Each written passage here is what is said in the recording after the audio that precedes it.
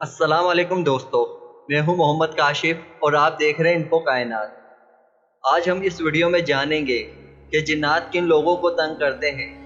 जाली आमिलों ने अपनी दुकानदारियां चमकाने के लिए जिन्नात के हाथों पहुंचने वाले नुकसानात की फर्जी दास्तानें और खौफनाक किस्से मशहूर कर रखे हैं।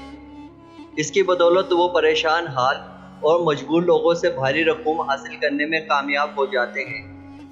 हकीकत ये है कि जिन्नात बिला वजह किसी को तंग नहीं करते। अमलियात के मैदान में साला साल ज़ाती तजुर्बात की रोशनी में एक आमिल इस नतीजे पर पहुँचे हैं।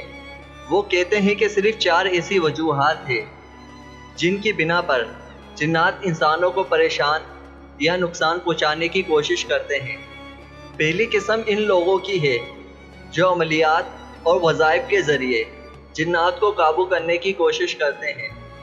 अक्सर नातजुर्बेकारी के बिना पर जब वो अमल उलट हो जाता है या मुकम्मल नहीं होता तो जिन्नात इस आमिल पर हावी हो जाते हैं और इस आमिल को मुख्तलिफ तरीक़ों से अजियत पहुंचाते हैं।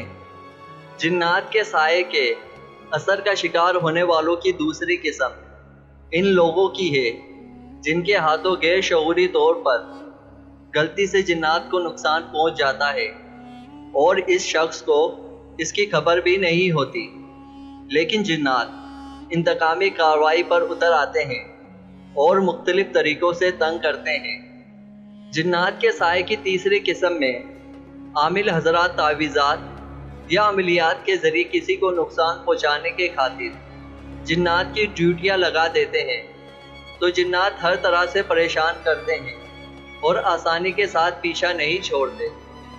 चौथी और आखिरी किस्म की नौइयत ज़रा मुख्तलिफ है। इसकी ज़्यादातर शिकार सिर्फ औरतें ही होती है। आम तौर पर जिन्नात किसी खूबसूरत औरत पर इसके हुस्न के बदौलत मुसल्लत हो जाते हैं, लेकिन इन्हें नुकसान नहीं पहुंचाते। अगर इन्हें निकालने की कोशिश की जाए तो सख्त मज़ाहमत करते हैं। एक आमिल अपना वाक़या बयान करते हैं कि मेरे घर से कुछ फासले पर आर्मी कैंप ग्राउंड थी। वहाँ चूँकि आबादी का नामो निशान ना था, इसलिए बहुत ही कम लोग इस रास्ते को इस्तेमाल करते थे। एक दिन मैं अपने घर के नीचे खिरात पर बैठा काम कर रहा था। एक लड़का जिसकी उम्र तकरीबन 14 साल थी ज़मीन पर बेहोशी की हालत में गिरा हुआ था और थर थर काँप रहा था। इसकी माँ इसके करीब बैठी रो रही थी और इसे समझ नहीं आ रही थी कि क्या करे। बहुत से लोग तमाशा देखने के लिए जमा हो गए। कोई इसे जूता सूंघा रहा था, शायद इसे मिर्गी का दौरा पड़ गया है, और कोई कुछ कह रहा था। हर शख्स अपने समझ के मुताबिक मशवरों से नवाज रहा था।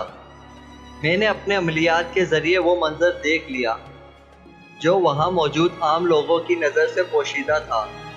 एक सिख जिन ने इस लड़के को दाएं हाथ के अंगूठे से पकड़ रखा था।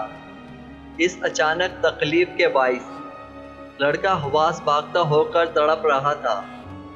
इसी दौरान करीबी हाई स्कूल में छुट्टी हो गई और तमाशाइयों की तादाद में मज़ीद इजाफा हो गया। मैंने तमाम लोगों को समझाकर इस लड़के से 10-10 फीट दूर कर दिया। इसके बाद मैं इस सिख जिन से मुखातिब हुआ और कहा, इस कमसिन बच्चे का क्या कसूर है, इसको छोड़ दो। वो कहने लगा कि मैं यहाँ दरख्त के नीचे बैठा खाना खा रहा था, इस लड़के ने इसमें पेशाब कर दिया, इसीलिए मैं इसे सज़ा दे रहा हूँ। इस दौरान मैंने इसकी मिन्नत समाजत भी की और धमकियाँ भी दी, लेकिन वो किसी सूरत मानने पर तैयार ना हुआ। एक लड़के से कागज़ और पेंसिल लेकर एक तावीज़ लिखा और इसको दिखाया कि मेरे पास तुम्हारा इलाज मौजूद है, लेकिन वो बहुत ढीठ निकला और कहने लगा, आप मुझे चाहे जला दे, लेकिन मैं इस लड़के को नहीं छोड़ूंगा। इस वक्त मेरे पास एक ऐसा इल्म था जिसको मैं मुश्किल वक्त में आखिरी हथियार के तौर पर इस्तेमाल किया करता था। एक ऐसा वजीफ़ा था कि कोई ताकतवर से ताकतवर जिन भी इसके सामने नहीं ठहरता था। इसका तरीक़ेकार ये था कि बगल में हाथ रख कर वजीफ़ा दोहराना اور پھر ہاتھ پر پھونک مار کر ہاتھ جن کی طرف کر دینا۔ جب میں نے آخر میں یہ عمل دہرایا تو وہ ہاتھ جوڑنے لگا اور اس نے دوڑ لگا دی۔ میں نے 2 موکل اس کے پیچھے دوڑائے اور وہ اسے پکڑ کر لے آئے۔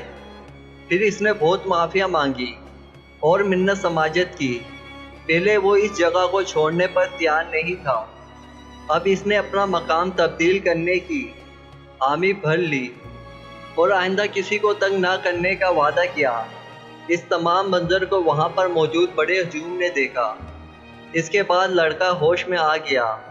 میں نے اس کو ایک تعویذ لکھ کر دیا اور کہا اسے گلے میں لٹکا لینا، آئندہ کبھی بھی کوئی جن تمہارے قریب نہیں آئے گا۔ امید کرتا ہوں کہ آپ کو یہ میری ویڈیو پسند آئی ہوگی، تو پلیز اس ویڈیو کو لائک کریں، اپنے دوستوں میں شیئر کریں اور میرے چینل کو سبسکرائب کریں۔